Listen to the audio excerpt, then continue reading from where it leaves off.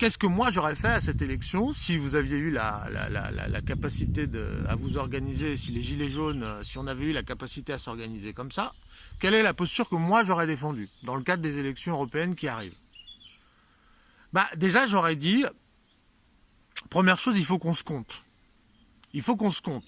Profitons de ces élections qui sont pour le coup un outil officiel. Il ne peut pas y avoir de trolls, de manipulation. Bon, il y en aura quand même, allez, on va essayer d'avancer. On va partir du principe que les élections ne sont pas manipulées, d'accord?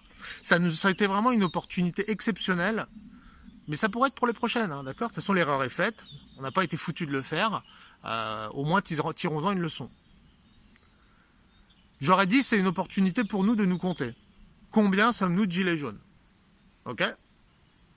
Indépendamment, avec du vrai papier, il n'y a pas de manipulation électronique, on aurait vraiment dû faire ça, dire combien sommes-nous physiquement, pas de sondage, pas c'est les médias qui nous disent combien on est, non.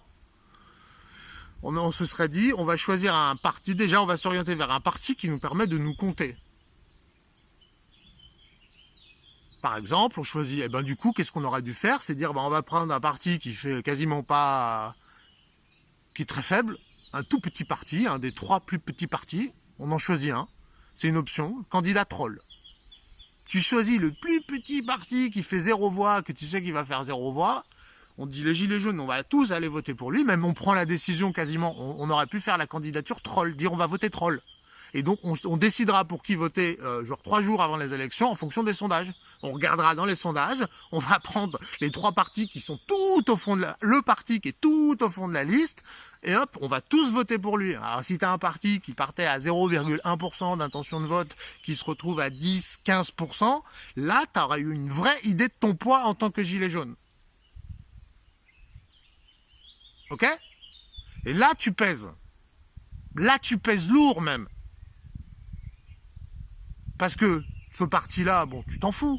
Mais au moins, j'aime autant te dire que pour les prochaines élections, ou même pour les municipales, ou même pour toutes les élections qui vont arriver, s'ils avaient su qu'on avait cette rigueur et cette capacité à s'organiser, c'est autre chose, mon gars. Là, qu'est-ce qu'ils voient? Ils voient des mecs qui sont divisés, incapables de s'organiser, des abrutis.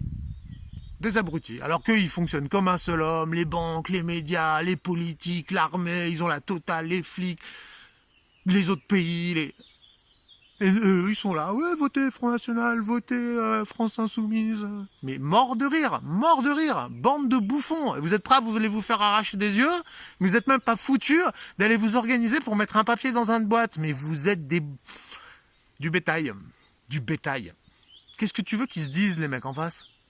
Je veux dire, mets-toi de leur point de vue. Tu trouves, il y en a plein qui vont dire, ah, Ernesto, t'es méchant. Mais putain, mais mets-toi 5 minutes de leur point de vue. On est prêt à aller se faire arracher des yeux, des mains, prendre des procès et compagnie. On n'est même pas foutu de s'organiser pour mettre un papier dans une boîte. Qu'est-ce que ça inspire d'autre que du mépris? Et donc voilà, par exemple, ça c'est une option très intéressante. J'aurais pu défendre cette idée de dire, bah, on fait candidat troll.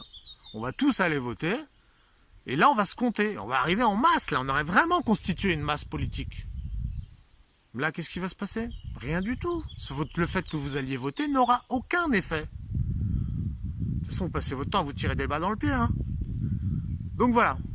Très belle illustration de l'échec des Gilets jaunes. Et si on veut évoluer d'ici 2022, je sais pas c'est quand la prochaine élection, bah voilà, moi je vous dis, je suis même prêt à aller voter, mais c'est la seule condition. Et je voterai pour qui veulent voter les Gilets jaunes. Ok, je m'en fous en fait. Pour moi, c'est la loose, tout ça. Je m'en bats les couilles, ces élections, elles servent à rien. C'est du vol, c'est de l'escroquerie. Elles n'ont de sens que si on le fait dans le cadre d'une action gilet jaune, dans le sens où je viens de vous l'énoncer. Voilà, donc ça aurait été une option très intéressante. Une deuxième option intéressante, qui est un peu un compromis, qui est un peu plus ambitieuse, à mon avis, on n'était pas prêt pour atteindre ce niveau. Mais c'est en partant du principe que ce qu'on veut, c'est le RIC. Et qu'on ne peut pas faire le RIC sans Frexit. Parce qu'on a des engagements européens et tu dois juste te plier aux engagements que tu as eus. Sinon, l'Europe va t'attaquer, quoi. Tu vas te prendre une guerre économique dans tes dents. Si tu n'obéis pas au traité, tu seras puni, hein, n'en doutez pas. Hein. Ils vont te priver d'argent. C'est leur stratégie. Hein. La méthode de guerre de l'Europe contre les pays récalcitrants, c'est les priver d'euros. Hein. Okay, bon, comme on n'a pas la banque, c'est pas nous qui créons notre monnaie, mais qu'on dépend des Allemands, C'est ça leur manière de nous punir. Ils vont pas nous envoyer des avions et des tanks. Ils vont juste faire qu'au distributeur, tu pourras pas retirer plus de 50 €. C'est ce qu'ils ont fait à Chypre, c'est ce qu'ils ont fait en Grèce. Voilà comment ils fonctionnent les mecs. Bon. C'est pour ça qu'on est obligé, tu n'auras pas de RIC sans sortir des traités européens. Donc une deuxième option que j'aurais trouvée intéressante, mais à mon avis un peu trop ambitieuse pour le niveau intellectuel moyen et la conscience politique du gilet jaune moyen, ça aurait été de voter Frexit. Et donc, Asselineau, UPR. Voilà, en sachant que pareil, je n'aime pas du tout Asselineau et les gens de l'UPR. Mais alors je peux vraiment pas, je les aime pas du tout. Ils sont insupportables sur Internet, c'est vraiment des tarés. Mais tu vois, là, ça aurait été un bon support pour nous gilets jaunes. Et c'est dommage d'ailleurs, les gens de l'UPR, vous êtes vraiment possédés. J'ai failli, des fois je suis tenté d'être intéressé par votre groupuscule, mais vous êtes tellement possédés, agressifs, vous écoutez personne, faut vraiment, peu importe. Tu vois, là je suis en train de m'abaisser au niveau 0, laisse tomber, je remonte. Donc voilà, ça aurait été un bon compromis. On sait qu'Asselineau il va faire 1%. Tu vois, il ne sera pas dans les derniers de la liste, il y a genre 34 listes aux élections, on sait qu'il va faire 1%. Ça aurait été intéressant si on considère qu'on est une masse de Français importante, et je pense qu'on l'est, on doit constituer facilement 10 à 15% de la population, voire beaucoup plus. Ça aurait été top, tu vois, on aurait vraiment, là on faisait d'une pierre deux coups, non seulement on faisait monter, on se comptait, parce qu'on avait une vraie idée des chiffres de combien on est, puisque lui il va faire 1,5%, 2%. Tout le reste ça aurait été les gilets jaunes, quoi. Donc bim, d'une on se comptait, et de deux, on mettait un grand coup dans la fourmilière pour le Frexit.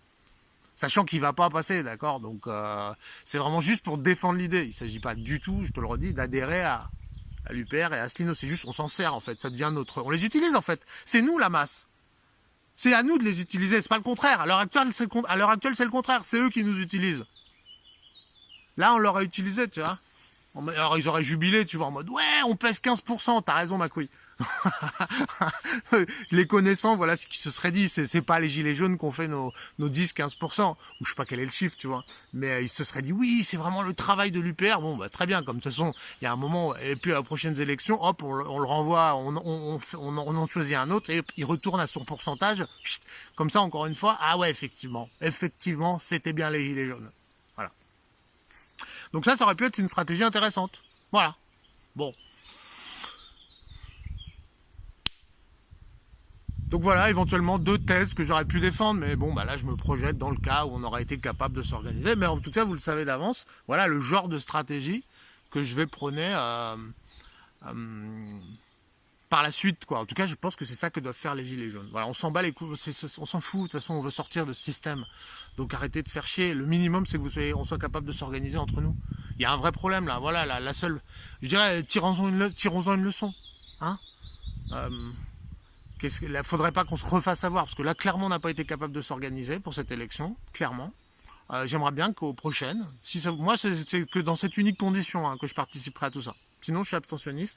Et voilà, et la masse, je reviens à un autre point. Je vous jure, si mon idée est valable de départ, qui est de dire que la masse des gilets jaunes, c'est surtout des abstentionnistes. C'est monstrueux, c'est plus de 50% de la population.